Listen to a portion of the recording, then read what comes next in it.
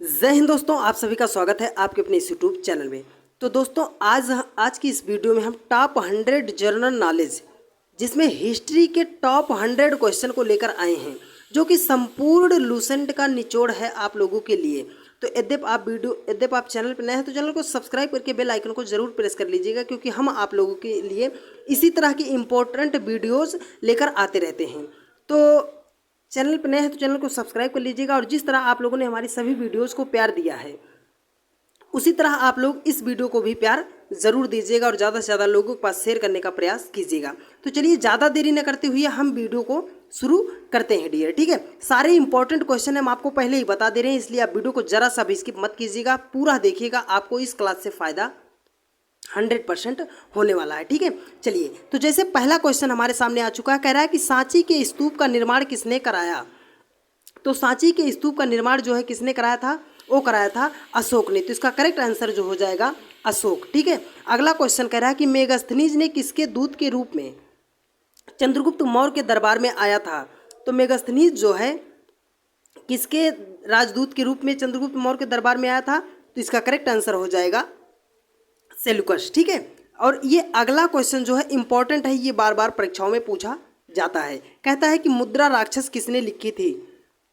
तो जो मुद्रा राक्षस है वो किसकी पुस्तक है या किसने लिखी थी, विशाख दत्त ने इसकी रचना की थी। ठीक है, चलिए अगले क्वेश्चन पर हम चलते हैं। देखिए डियर, अगला क्वेश्चन कह रहा है कि अशोक ने अपने पुत्र महेंद्र एवं पुत्री संघमित्रा को कहाँ भेजा। तो अशोक ने अपने पुत्र महेंद्र और पुत्री संघमित्रा को बौद्ध धर्म का प्रचार करने के लिए कहाँ भेजा था, वो भेजा था उन्होंने श्रीलंका में भेजा था। ठीक है, अगला क्वेश्चन कह रहा है कि कौन सा मौर्य सम्राट जैन धर्म ग्रहण करके श्रवणबेलगोला चला गया था। तो कौन सा वो मौर्य सम्राट था जिसने क्या किया था, जैन धर्म ग्रहण करके श्रवणबेलगोला चला गया था, वो कौन थे, चंद्रगुप्त मौर्य जी थे। ठीक है, चलिए इसका हम थोड़ा सा क्या करते हैं, कलर चेंज कर ले रहे हैं। ठीक है, चलिए नेक्स्ट क्वेश्चन पर चलते हैं। देखिए अगला क्वेश्चन कह रहा है डियर, कह रहा है कि अंतिम मौर्य सम्राट कौन था। तो अंतिम मौर्य सम्राट जो था वो कौन था, राजा बृहद्रथ थे। अंतिम मौर्य सम्राट कौन थे, राजा बृहद्रथ थे। राजा बृहद्रथ की हत्या किसने की थी, पुष्पमित्र शुंग ने की थी। किसने, पुष्पमित्र शुंग ने राजा बृहद्रथ की हत्या करके शुंग वंश की स्थापना की थी। ठीक है, तो मौर्य वंश का अंतिम सम्राट जो था वो राजा बृहद्रथ थे। उसके बाद किस वंश का मतलब आ गया था, कौन सा वंश, तो आ गया था शुंग वंश। शुंग वंश की स्थापना पुष्पमित्र शुंग ने की थी। ठीक है, अगला क्वेश्चन देखिए, कह रहा है कि महाभाष्य के लेखक कौन हैं। तो महाभाष्य के लेखक जो है कौन है, पतंजलि जी हैं। ठीक है, तो महाभाष्य के लेखक कौन है, पतंजलि जी हैं। ठीक है, अब देखिए अगला क्वेश्चन कह रहा है कि पतंजलि किसके दरबार में था। तो पतंजलि जो है किसके दरबार में थे, वो पुष्पमित्र शुंग के दरबार में पतंजलि थे। ठीक है, चलिए नेक्स्ट क्वेश्चन पर चलते हैं। देखिए फटाफट क्या करते हैं, जल्दी जल्दी क्वेश्चनों को देखने का प्रयास करते हैं। ठीक है, देखिए कह रहा है कनिष्क किस वंश का शासक था। तो कनिष्क जो है वो कुशाग वंश का शासक था। तो कनिष्क जो है किस वंश का शासक था, कुशाग वंश का शासक था। जितने क्वेश्चन आप 100 क्वेश्चन कराने वाले हैं, आपने 100 में से कितने क्वेश्चन का करेक्ट आंसर दिया आप कमेंट करके बताना, और जो जो क्वेश्चन का आंसर आ रहा है आप उसको कमेंट करते रहिएगा डियर। ठीक है, देखिए अगला क्वेश्चन कह रहा है कि कनिष्क की राजधानी कहाँ थी। तो कनिष्क की राजधानी जो है वो कहाँ थी, वो थी पुरुषपुर में। तो कनिष्क की राजधानी जो है कहाँ थी, वो थी पुरुषपुर में। ठीक है, अगला क्वेश्चन कह रहा है कि भारत में सबसे पहले सूर्य किस राज्य में निकलता है। तो सूर्य जो है किस राज्य में निकलता है, ये निकलता है अरुणाचल प्रदेश में। तो भारत में सबसे पहले सूर्य कहाँ निकलता है, अरुणाचल प्रदेश में निकलता है। ठीक है, देखिए अगला क्वेश्चन पर चलते हैं। देखिए अगला क्वेश्चन जो कह रहा है, देखिए अगला क्वेश्चन कह रहा है कि भारत का सर्वोच्च सम्मान कौन सा है। तो भारत का जो सर्वोच्च सम्मान जो होता है कौन सा है, वो होता है भारत रत्न। तो भारत का सर्वोच्च सम्मान जो होता है वो कौन सा होता है, भारत रत्न होता है। ठीक है, चलिए अगले क्वेश्चन पर हम चलते हैं। देखिए अगला क्वेश्चन कह रहा है, ध्यान से देखिएगा, देखिए कह रहा है कि भारत रत्न से सम्मानित प्रथम भारतीय महिला कौन थी। तो भारत रत्न से सम्मानित प्रथम भारतीय महिला कौन थी, वो थी इंदिरा गांधी जी। उनको कब दिया गया था, 1971 ईस्वी में उन्होंने क्या किया था, उनको भारत रत्न दिया गया था। ठीक है, तो भारत रत्न से सम्मानित होने वाली पहली भारतीय महिला कौन थी, इंदिरा गांधी थी। कब दिया गया था, 1971 ईस्वी में दिया गया था। अगला क्वेश्चन कह रहा है कि भारत में मानसून सबसे पहले कहाँ आता है।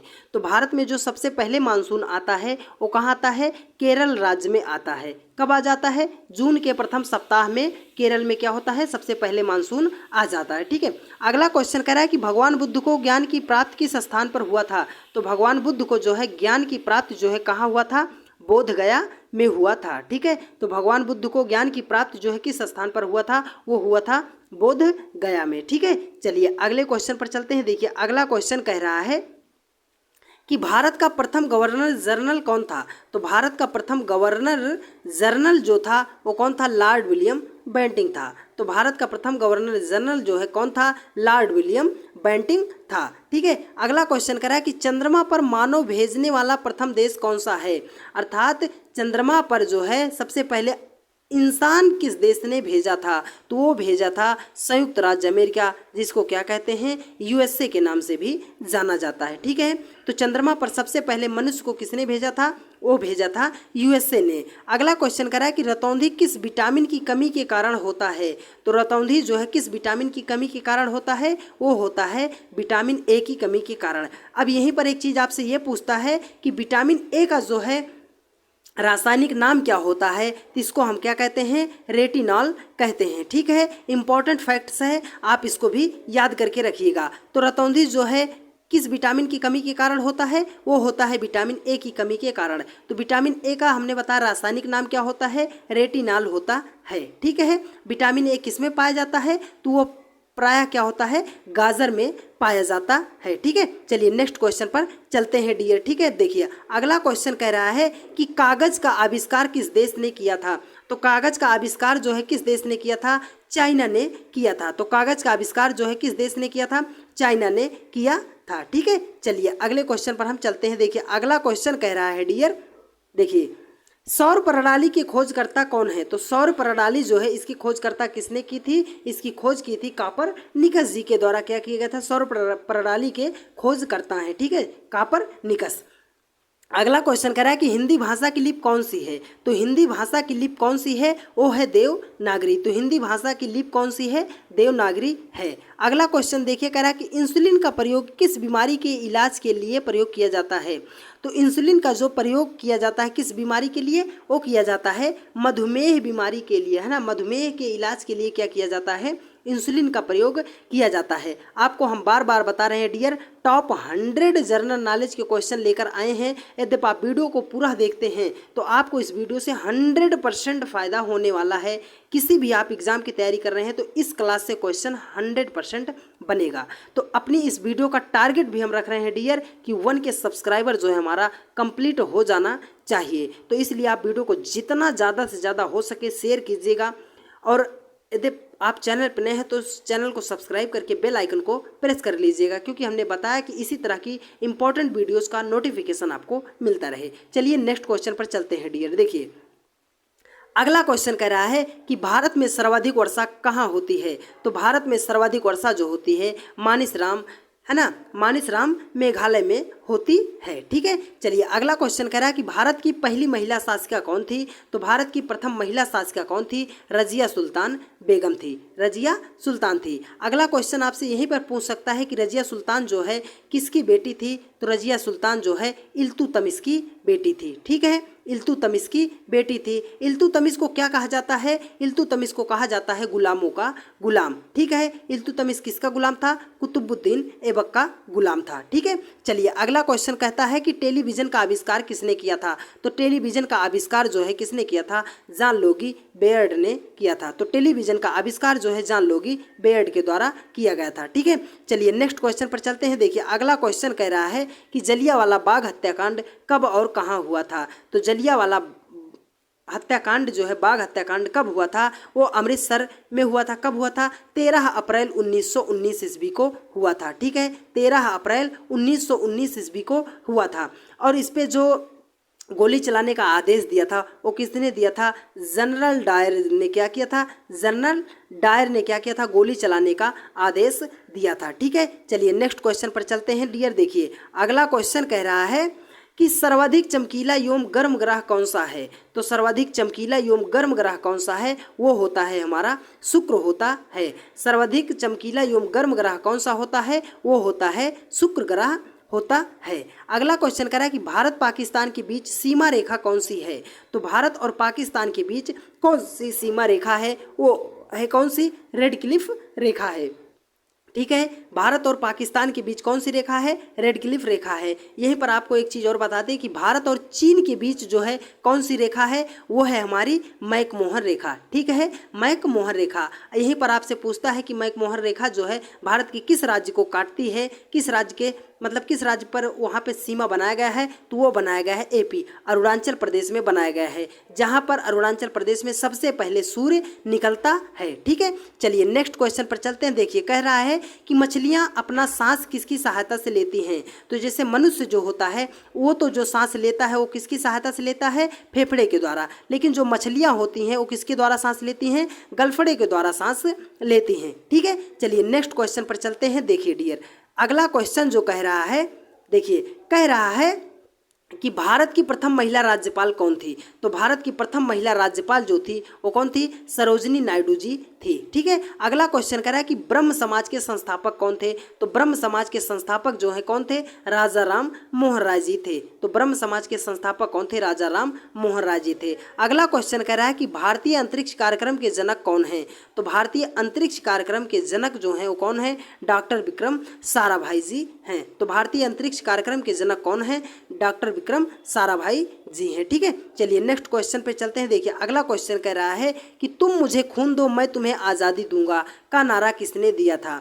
तो तुम मुझे खून दो मैं तुम्हें आज़ादी दूंगा, यह नारा किसने दिया था, सुभाष चंद्र बोस जी ने दिया था। एक नारा इंपॉर्टेंट है, आप याद रखिएगा, करो या मरो का नारा जो है किसने दिया था, तो वो दिया था महात्मा गांधी जी ने। क्या किया था, करो या मरो का नारा दिया था। अगला क्वेश्चन यहीं पर आप याद रख लीजिए कि करो या मरो का नारा तो महात्मा गांधी जी ने दिया था, लेकिन मरो नहीं मारो का नारा, मरो नहीं मारो का नारा जो है किसने दिया था, तो वो दिया था लाल बहादुर शास्त्री जी ने। और लाल बहादुर शास्त्री जी ने एक और नारा दिया था, जय जवान जय किसान का नारा दिया था। तो जो इम्पोर्टेंट फैक्ट्स हम आपको पीडीएफ के अलावा बता रहे हैं, आप इसको भी नोट कीजिएगा। ये पेपर एक क्वेश्चन जो है 100% पेपर में छपता है। ठीक है, चलिए नेक्स्ट क्वेश्चन पर चलते हैं डियर। ठीक है, देखिए अगला क्वेश्चन कह रहा है कि बक्सर का युद्ध कब हुआ था। तो बक्सर का युद्ध जो है कब हुआ था, 1764 ईस्वी में क्या हुआ था, बक्सर का युद्ध हुआ था। ठीक है, अगला क्वेश्चन देखिए कह रहा है कि माउंट एवरेस्ट पर 2 बार चढ़ने वाली प्रथम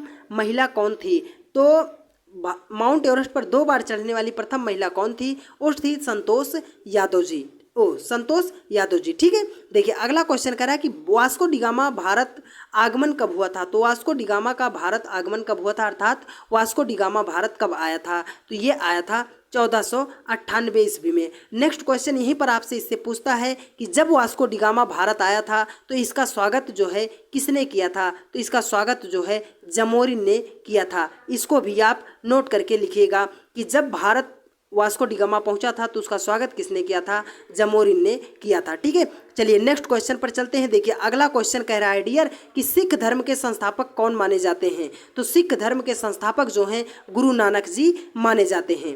तो सिख धर्म के संस्थापक कौन माने जाते हैं, गुरु नानक जी माने जाते हैं। ठीक है, देखो भारत का स्विट्जरलैंड किस राज्य को कहा जाता है। तो भारत का स्विट्जरलैंड जो है किस राज्य को कहा जाता है, वो कहा जाता है कश्मीर को कहा जाता है। ठीक है, तो भारत का स्विट्जरलैंड किस राज्य को कहा जाता है, कश्मीर को कहा जाता है। अगला क्वेश्चन कह रहा है कि स्वर्ण मंदिर कहाँ स्थित है। तो स्वर्ण मंदिर जो है कहाँ स्थित होता है, अमृतसर में स्वर्ण मंदिर स्थित होता है। ठीक है, और हम आपको बार बार याद दिला रहे हैं डियर कि सारे इंपॉर्टेंट क्वेश्चन आप लोगों के लिए चुन चुन कर लेकर आए हैं। तो इसलिए आप क्या कीजिएगा कि वीडियो को जरा सा भी स्किप मत कीजिएगा, वीडियो को पूरा देखिएगा, 100% आपको फ़ायदा होगा। ठीक है, वास्को डिगामा कहाँ का रहने वाला था। तो वास्को डिगामा जो है कहाँ का, पुर्तगाल का निवासी था। तो वास्को डिगामा कहाँ का रहने वाला था, वास्को डिगामा रहने वाला था पुर्तगाल का रहने वाला था। ठीक है, चलिए नेक्स्ट क्वेश्चन पर चलते हैं। देखिए अगला क्वेश्चन कह रहा है डियर, कह रहा है कि लौह पुरुष किस महापुरुष को कहा जाता है। तो लौह पुरुष किस महापुरुष को कहा जाता है,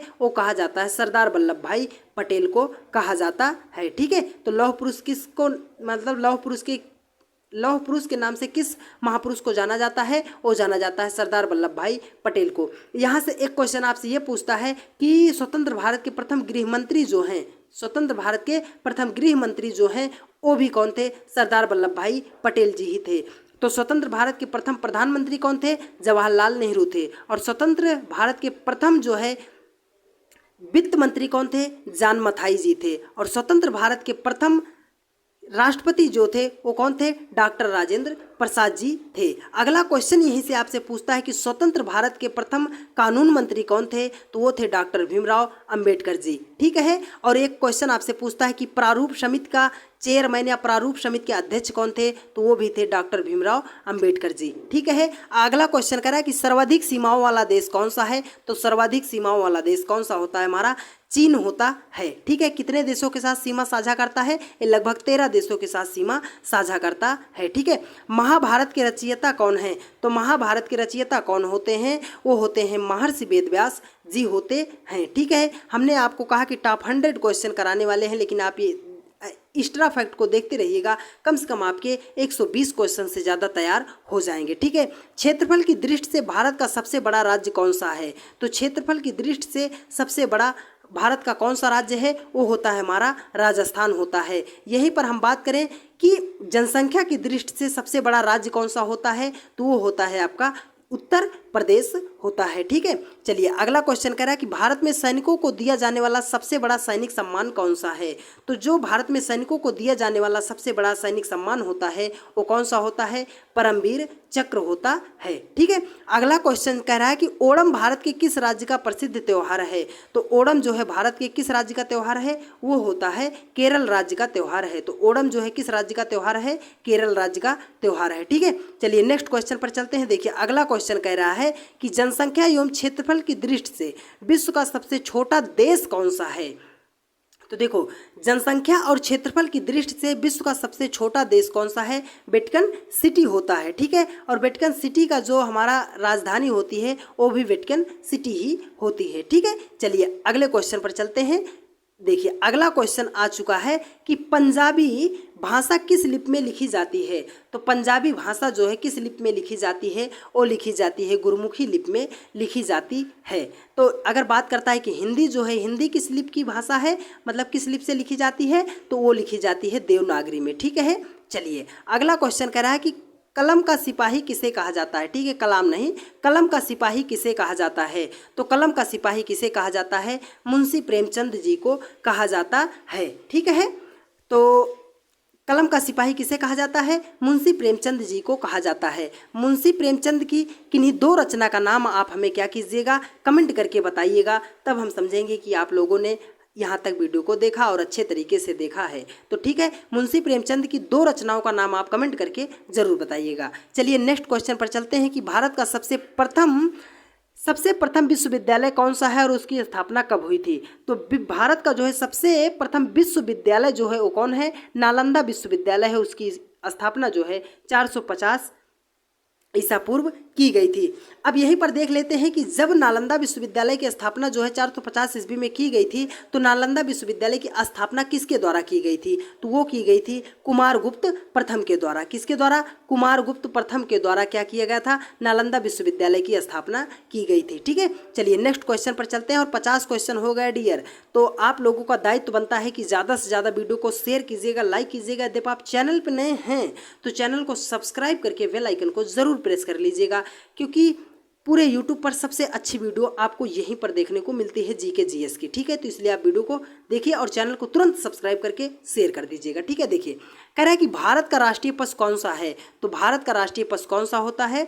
बाघ होता है। ठीक है। भारत का राष्ट्रीय खेल कौन सा है? तो भारत का राष्ट्रीय खेल क्या होता है? हॉकी होता है। लगे हाथ यहीं पर ये देखते हैं कि हॉकी में कितने खिलाड़ी होते हैं? तो 11 खिलाड़ी होते हैं। यहीं पर देखते हैं कि क्रिकेट में कितने खिलाड़ी होते हैं? तो क्रिकेट और हॉकी में जो होता है कितने खिलाड़ी होते हैं? एक एक पाली में क्या होता है? 11-11 खिलाड़ी होते हैं। ठीक है। राष्ट्रगान के लेखक कौन हैं? तो राष्ट्रगान के लेखक हमारे कौन हैं? रविंद्रनाथ टैगोर जी हैं। यहीं पर एक क्वेश्चन यहाँ से जो बनता है कि सबसे पहले जो है नोबेल पुरस्कार जो है दिया गया था, किसको दिया गया था? रविंद्रनाथ टैगोर जी को दिया गया था। लेकिन 1913 ईस्वी में इन्होंने क्या किया था? नोबेल पुरस्कार को क्या किया था? वापस कर दिया था। ठीक है। चलिए अगले क्वेश्चन पर हम चलते हैं। ठीक है, देखिए अगला क्वेश्चन कह रहा है कि राष्ट्रगीत को सर्वप्रथम कहाँ और कब गाया गया था। तो राष्ट्रगीत सबसे पहले तो राष्ट्रगीत को कहाँ गाया गया था, कांग्रेस के कोलकाता अधिवेशन में। कब गाया गया था, 1896 ईस्वी में गाया गया था। तो राष्ट्रगीत को सर्वप्रथम कब और कहाँ गाया गया था, कांग्रेस के कोलकाता अधिवेशन में 1896 ईस्वी में गाया गया था। ठीक है, चलिए अब एक क्वेश्चन यहीं पर आपको और बता दें कि जो कह रहा है कि कांग्रेस, तो कांग्रेस की स्थापना जो है 1885 ईस्वी में की गई थी। किसके द्वारा की गई थी, A.O. ह्यूम के द्वारा क्या किया गया था, कांग्रेस की स्थापना की गई थी। ठीक है, चलिए नेक्स्ट क्वेश्चन पर चलते हैं। देखिए डियर, अगला क्वेश्चन कह रहा है कि राष्ट्रीय ध्वज के निर्माता कौन थे।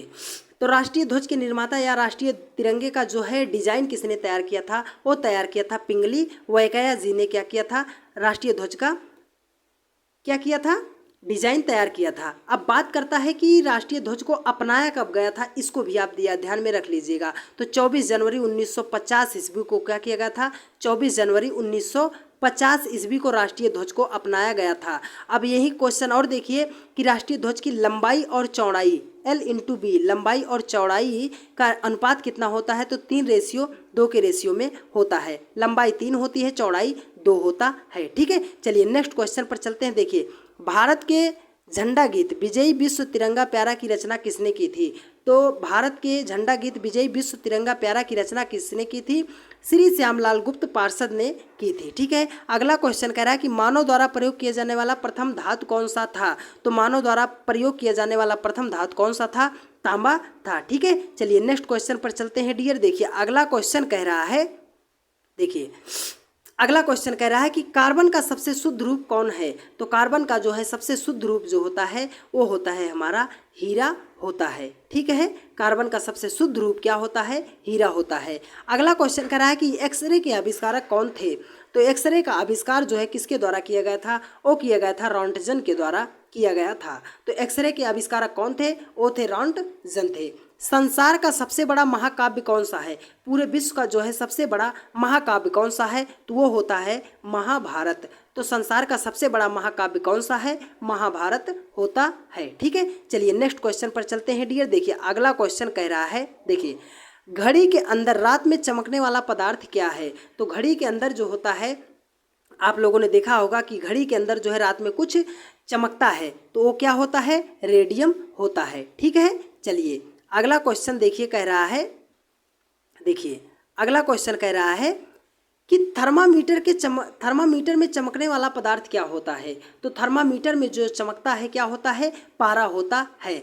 अब बात करता है कि थर्मामीटर से हम मापते किसको हैं। तो थर्मामीटर से हम क्या करते हैं, ताप का मापन किया जाता है। ठीक है, थर्मामीटर से किसका मापन किया जाता है, ताप का मापन किया जाता है। अब यहीं पर देख लेते हैं कि थर्मामीटर ताप का मापन करता है। तो स्वस्थ मनुष्य के शरीर का जो तापमान होता है वो कितना होता है, 37 डिग्री सेल्सियस होता है। ठीक है, देखिए कौन सी गैस सूंघने पर आदमी हंसने लगता है। ये तो अच्छी बात है कि ऐसी भी कोई गैस है जो कोई व्यक्ति रो रहा हो उसको सूंघा दो तो हंसने लगता है। तो ये क्या होता है, नाइट्रस ऑक्साइड N2O होता है, जिसको सूंघने पर मनुष्य क्या करता है, निरंतर हंसने लगता है। ठीक है, मनुष्य के आंसू में क्या पाया जाता है। देखिए मनुष्य का जो आंसू निकलता है उसमें क्या पाया जाता है, वो पाया जाता है सोडियम क्लोराइड। सोडियम क्लोराइड का जो सूत्र होता है उसे हम क्या कहते हैं, NaCl बोलते हैं। क्या बोलते हैं, NaCl बोलते हैं। ठीक है, चलिए नेक्स्ट क्वेश्चन पर चलते हैं डियर। ठीक है, देखिए अगला क्वेश्चन कह रहा है कि पीने के पानी में कौन सी गैस मिलाते हैं। तो पीने के पानी में कौन सी गैस मिलाई जाती है, वो मिलाई जाती है हमारी क्लोरीन। ठीक है, क्लोरीन का प्रतीक क्या होता है, Cl होता है। बिजली के हीटर में किस धातु का तार होता है। तो बिजली का जो हीटर होता है उसमें कौन सा तार लगाया जाता है, नाइक्रोम का तार जो है लगाया जाता है। यहीं पर आपको बता दें कि जो बल्ब होता है, बल्ब में कौन सा तार लगाया जाता है, तो वहाँ पे लगाया जाता है टंगस्टन। ठीक है, देखो क्या कह रहा है कि हीटर में जो है किसका तार लगाया जाता है, नाइक्रोम का तार लगाया जाता है, लेकिन जो बल्ब होता है वहाँ पे कौन सा तार लगाया जाता है, तो टंगस्टन का तार लगाया जाता है। पानी किस गैस में मिलाकर बनता है, मतलब पानी जो है किस गैस से मिलकर बनता है।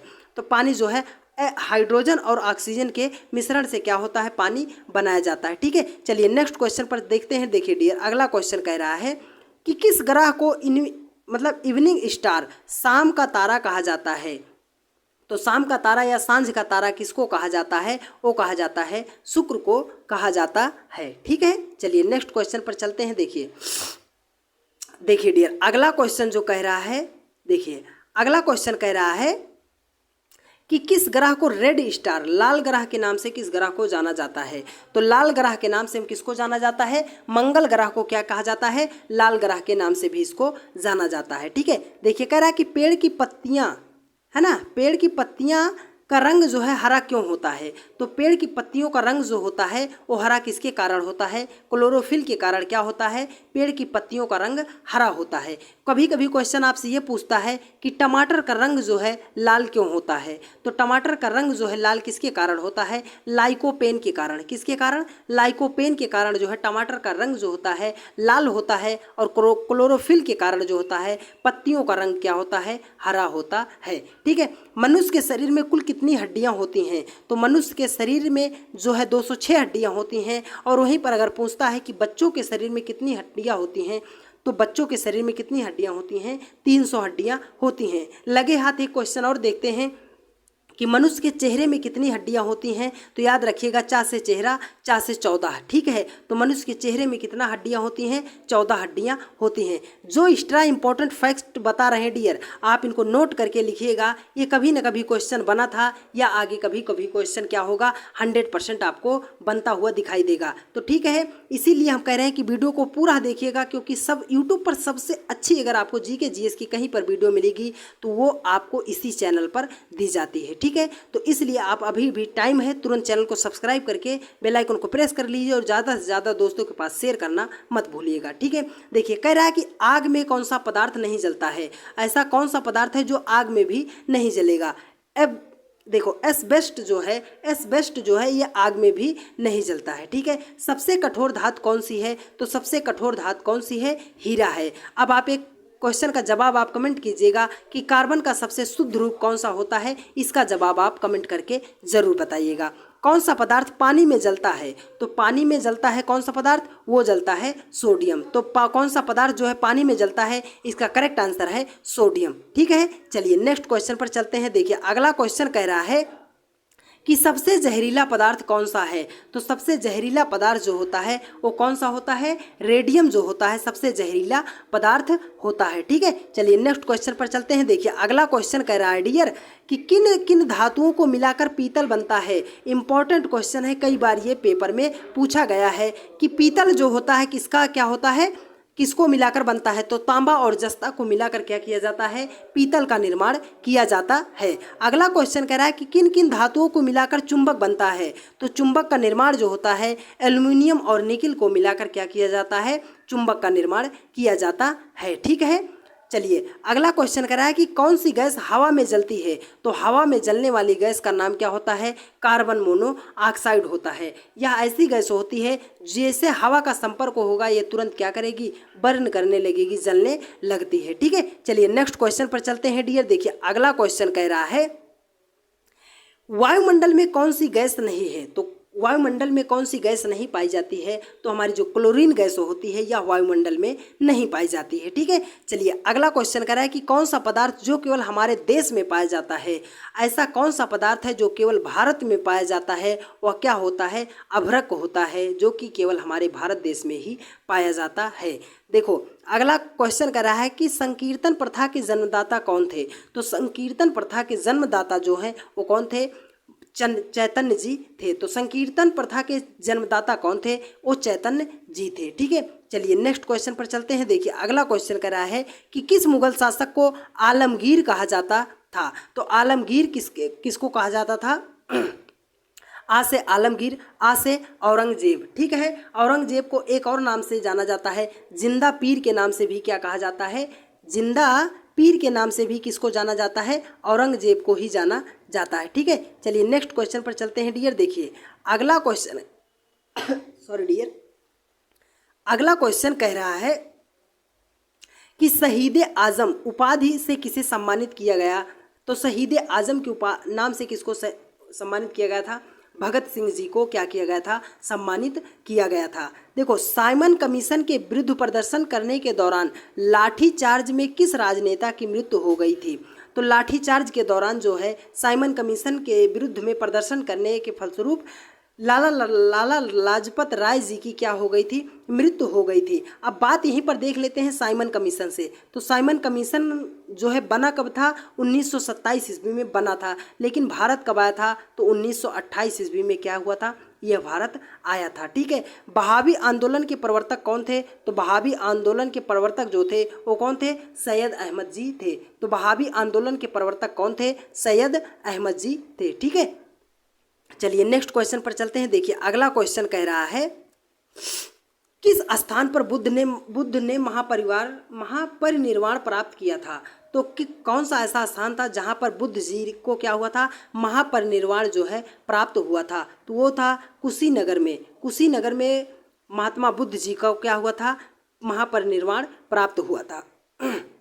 देखो कांग्रेस के प्रथम अधिवेशन की अध्यक्षता किसने की थी, तो कांग्रेस के प्रथम अधिवेशन की अध्यक्षता जो है व्योमेश चंद्र बनर्जी या इन्हीं को कहते हैं WC बनर्जी ने की थी। ठीक है, और कांग्रेस का जो प्रथम अधिवेशन हुआ था वो कहाँ हुआ था, वो हुआ था बम्बई में। ठीक है, कहाँ हुआ था, बम्बई में हुआ था। ठीक है, भगवान नटराज का प्रसिद्ध मंदिर जिसमें भरतनाट्य शिल्प कला है कहाँ स्थित है।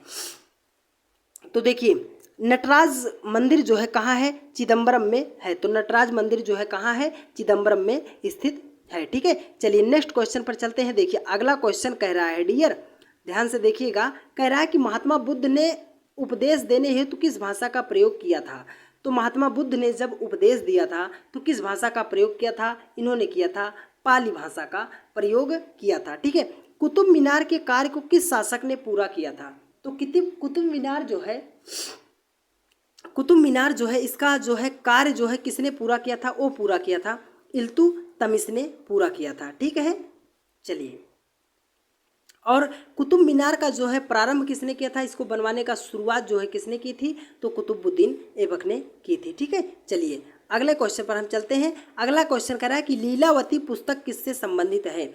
तो लीलावती जो पुस्तक है वो किससे संबंधित है, गणित से संबंधित है। एक क्वेश्चन आप यही याद रखिएगा कि जीरो की खोज जो है किसने की थी, तो जीरो की खोज जो है महान गणितज्ञ आर्यभट्ट जी ने की थी। आर्यभट्ट कहाँ के थे, वो हमारे भारत देश के ही थे। ठीक है, चलिए अगले क्वेश्चन पर चलते हैं। देखिए अगला क्वेश्चन कह रहा है कि पहाड़ी काटकर एलोरा के विश्वविख्यात कैलाश मंदिर का निर्माण किसने कराया था। तो कैलाश मंदिर का निर्माण जो है राष्ट्रकूटों के द्वारा क्या किया गया था, कैलाश मंदिर का निर्माण कराया गया था। अगला क्वेश्चन कह रहा है कि चीनी यात्री ह्वेनसांग किसके शासनकाल में भारत आया था। तो ह्वेनसांग जो है किसके शासनकाल में भारत आया था, हर्षवर्धन के। ठीक है, हा से ह्वेनसांग, हा से हर्षवर्धन। ठीक है, चलिए अगला क्वेश्चन कह रहा है कि बनारस हिंदू विश्वविद्यालय BHU के संस्थापक कौन थे। तो BHU बनारस हिंदू विश्वविद्यालय की स्थापना किसके द्वारा की गई थी, मदन मोहन मालवीय जी के द्वारा बनारस हिंदू विश्वविद्यालय BHU की स्थापना की गई थी। ठीक है, चलिए नेक्स्ट क्वेश्चन पर चलते हैं डियर। देखिए अगला क्वेश्चन कह रहा है कि स्वतंत्र भारत के प्रथम गवर्नर जनरल कौन थे। तो स्वतंत्र भारत के प्रथम गवर्नर जनरल कौन थे, वो लॉर्ड माउंटबेटन थे। ठीक है, स्वतंत्र भारत के प्रथम गवर्नर जनरल जो है कौन थे, वो लॉर्ड माउंटबेटन जी थे। यहीं पर आपसे अगला क्वेश्चन पूछ सकता है कि स्वतंत्र भारत के अंतिम ब्रिटिश गवर्नर जनरल कौन थे। तो वो भी कौन थे, लॉर्ड माउंटबेटन जी ही थे। ठीक है, चलिए अगले क्वेश्चन पर हम चलते हैं। देखिए अगला क्वेश्चन क्या कह रहा है, एक मिनट रुकिएगा डियर, इसको हम क्या करते हैं थोड़ा सा बड़ा कर लेते हैं। ठीक है, देखिए अगला क्वेश्चन कह रहा है कि किस मुस्लिम शासक ने सिक्कों पर देवी लक्ष्मी की आकृति बनाई थी। तो किस मुस्लिम शासक ने लक्ष्मी देवी की आकृति बनाई थी, वो बनाई थी मोहम्मद गौरी ने बनाई थी। ठीक है, काला शोक की राजधानी कहाँ थी। तो काला शोक की राजधानी जो है कहाँ थी, पाटलिपुत्र में थी। ठीक है, गायत्री मंत्र की रचना किसने की थी। तो गायत्री मंत्र की रचना जो है विश्वामित्र जी ने क्या किया था, गायत्री मंत्र की रचना किया था। ठीक है, चलिए नेक्स्ट क्वेश्चन पर चलते हैं डियर। देखिए अगला क्वेश्चन जो है, देखिए अगला क्वेश्चन कह रहा है कि लंदन में इंडिया हाउस की स्थापना किसने की थी। तो लंदन में इंडिया हाउस की स्थापना जो है श्याम कृष्ण मिश्रा जी ने, है ना, श्याम जी कृष्ण वर्मा जी ने क्या किया था, लंदन में इंडिया हाउस की स्थापना की थी। ठीक है, अगला क्वेश्चन कह रहा है कि किस गुप्तकालीन शासक को कविराज कहा गया है। तो कविराज किसको कहा गया है? समुद्रगुप्त को कहा गया है। ये आज रहे आज के टॉप 100 क्वेश्चन, ठीक है, टॉप 100 क्वेश्चन। तो यहाँ से टॉप 100 क्वेश्चन ये तो है जो एक्स्ट्रा फैक्ट हमने बताया, लगभग 125 क्वेश्चन आज आपके तैयार हुए। तो वीडियो आपको कैसी लगी है आप कमेंट जरूर कीजिएगा, एक प्यार भरा कमेंट आप ज़रूर कीजिएगा कि आपको वीडियो कैसी लगी है। और यदि आप चैनल पर नए हैं तो प्लीज़ प्लीज़ प्लीज़ चैनल को सब्सक्राइब करके बेल आइकन को प्रेस कर लीजिएगा, क्योंकि इसी तरह की इंपॉर्टेंट वीडियोज़ का नोटिफिकेशन आपको मिलता रहे दोस्त। यदि आप जीके जीएस की अच्छी तैयारी चाहते हैं तो आप इस चैनल को तुरंत सब्सक्राइब कर लीजिएगा, क्योंकि पूरे यूट्यूब पर आपको हम बार बार बता रहे हैं कि जीके जीएस में सबसे अच्छी कोई चैनल है तो वह है आपका यही, ठीक है। तो इसलिए आप चैनल को तुरंत सब्सक्राइब करके बेल आइकन को प्रेस कर लीजिएगा और ज़्यादा से ज़्यादा दोस्तों के पास शेयर करना मत भूलिएगा। तो ठीक है दोस्त, मिलते हैं आप लोगों से नेक्स्ट वीडियो में। तब तक के लिए जय हिंद, जय भारत, वंदे मातरम। वीडियो कैसी लगी है कमेंट करके ज़रूर बताइएगा और अच्छे तरीके से पढ़ाई करते रहिएगा। Okay dear, love you, take care, खुश रहिए, मस्त रहिए और पढ़ाई में अपने व्यस्त रहिए। धन्यवाद। मिलते हैं आप लोगों से नेक्स्ट वीडियो में।